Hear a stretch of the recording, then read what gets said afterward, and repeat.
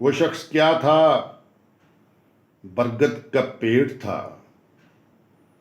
वो शख्स क्या था? बरगद का पेड़ था, घना गहरा संजीदा और मेहरबान।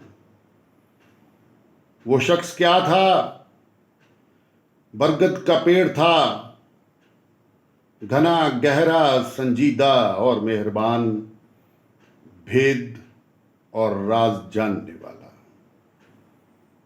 रास्तों को जानने वाला, राज को राज बनाने वाला, साज को साज बनाने वाला, सन्नाटे को सन्नाटा बनाने वाला, खामोशी को लफ्जों में सुनाने वाला। वो शख्स क्या था?